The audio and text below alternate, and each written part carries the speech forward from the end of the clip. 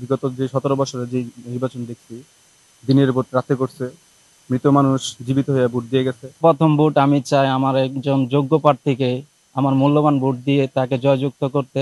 যে জাতি যত শিক্ষিত সে জাতি তত উন্নত। সুপ্রিয় দর্শক, আপনাদের সকলকে আমন্ত্রণ জানাচ্ছি এনটিভি অনলাইনের নতুন আয়োজন তারুণ্যের ভাবনায়। দরজায় কড়া নাড়ছে ত্রয়োদশ জাতীয় সংসদ নির্বাচন।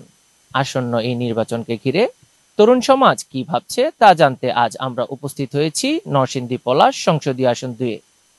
আমরা জানার চেষ্টা করব তাদের মনোভাব। আমরা কথা বলার চেষ্টা করছি এই আসনের বিভিন্ন শ্রেণী পেশার তরুণদের সঙ্গে। বিগত ফ্যাসিস্টদের সময়ে দেখলাম যে আমরা 17 বছর যাবৎ কোনো ভোট কেন্দ্রে যে ভোট দিতে পারি নাই। আমি এই তরুণ ভোটার হিসাবে আমি আশাবাদী যে এবার আমার পছন্দের প্রার্থীকে আমি ভোট কেন্দ্রে যে ভোট নির্ভয়ে ভোট দিতে পারবো।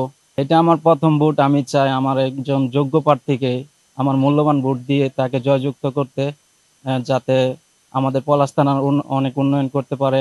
সংসদীয় আসন 2 পলাশে আমরা এরকম একটি ব্যক্তি চাই যার শিক্ষাগত যোগ্যতা থাকবে। কারণ শিক্ষাগত যোগ্যতা যদি না থাকে তাহলে তার মন মানসিকতা ভালো থাকে না। কারণ যে জাতি যত শিক্ষিত সে জাতি তত উন্নত। তাই আমি মনে করি আমাদের পলাশে একজন শিক্ষিত মানুষ নির্বাচনে আসবে, এটা আমরা প্রত্যাশা করি। বিগত যে 17 বছরে যে নির্বাচন দেখছি, দিনের ভোট রাতে করছে, মৃত মানুষ জীবিত হয়ে ভোট দিয়ে গেছে। এখন আমরা চাচ্ছি না বর্তমান সময়ে এই কোনো ঘটনা আমাদের সামনে ঘটুক। যত ফ্যাসিস্ট সরকার সরকারকে আমরা যেভাবে আন্দোলন করে নামাইছি, এখন আমরা চাচ্ছি না আগামী কোনো সরকার, এরকম কোনো সরকার আসুক যাদেরকে আবারও আমাদেরকে আন্দোলন করে নামাতে হয়। আমি চাচ্ছি যে এরকম একজন সরকার আমরা গঠন করব, যে নাকি জনগণের সেবায় নিয়োজিত থাকবে, সবসময় জনগণের উন্নয়নমূলক কাজ করবে, জনগণের কল্যাণ চাবে। আমি একজন তরুণ ভোটার হিসাবে চাচ্ছি যে আমাদের এলাকায় যেই সংসদ সদস্য আসুক না কেন, আমাদের শিক্ষাগণ ব্যবস্থা, তারপরে চিকিৎসক ব্যবস্থা, তারপর হচ্ছে যোগাযোগ ব্যবস্থা, তারপর হচ্ছে কর্মসংস্থান ব্যবস্থা করে দেয়। যেই আসুক না কেন তার কাছে আমাদের এই আশা প্রত্যাশা থাকবে। পররাষ্ট্রনীতি সেরকমই হওয়া উচিত, যেরকম করে যে ব্যবসা বাণিজ্যের দিকটা, এই দিকটা এগিয়ে নেওয়া যায়, সবার সাথে সুসম্পর্ক বজায় রেখে। আমাদের রেমিটেন্স যোদ্ধারা যে রেমিটেন্সটা পাঠায়, যাতে আমাদের দেশটা এগিয়ে যাচ্ছে, ওই রকম ভাবেই আমাদের পররাষ্ট্র হওয়া উচিত। আমাদের রিজার্ভটাও ওই দিক দিয়ে বেড়ে যাবে, এমন আমার দেশটা উন্নতির দিকে এগিয়ে যাবে। যেহেতু রেমিটেন্স যোদ্ধা অনেকই বেশি, সো রেমিটেন্স যোদ্ধারা যাতে তাদের প্রাপ্য সম্মানটুকু আমাদের বিশেষ করে এয়ারপোর্টে পায়, সেই সুবিধাটাও দেখতে হইবে। আমরা মনে করছি যে আইন শৃঙ্খলা পরিস্থিতি একটি দেশের উন্নয়নের হাতিয়ার আমরা বলতে পারি। ব্যক্তিগতভাবে মনে করি একটি দেশের অবকাঠামোগত যতই উন্নয়ন করা হোক না কেন, সেই দেশের যদি আইন শৃঙ্খলার পরিস্থিতি উন্নয়ন না ঘটে, দেশের উন্নয়ন ঘটবে না। তাই বর্তমান পরিস্থিতিতে আমাদের নির্বিঘ্নে চলাফেরা এবং জানমালের নিরাপত্তার জন্য অবশ্যই আইন শৃঙ্খলা পরিস্থিতির উন্নয়ন অবশ্যই প্রয়োজন। 24শে জুলাই আন্দোলনে যারা শহীদ হয়েছে বা যারা আহত হয়েছে তাদেরকে কোনো যোগ্য মর্যাদা এখনো পর্যন্ত দেওয়া হয়নি। ভবিষ্যতে যে সরকার আসবে শহীদদের রাষ্ট্রীয় মর্যাদা এবং আহতদের যোগ্য মর্যাদা দিবেন, এটাই আমাদের প্রত্যাশা। আমার মূল্যবান ভোট আমি দেব, অন্য কারো কথায় পরিচিত হয়ে কেন আমি ভোট দেব? আমার মূল্যবান ভোট দেওয়ার অধিকার আমার নাগরিক অধিকার আছে।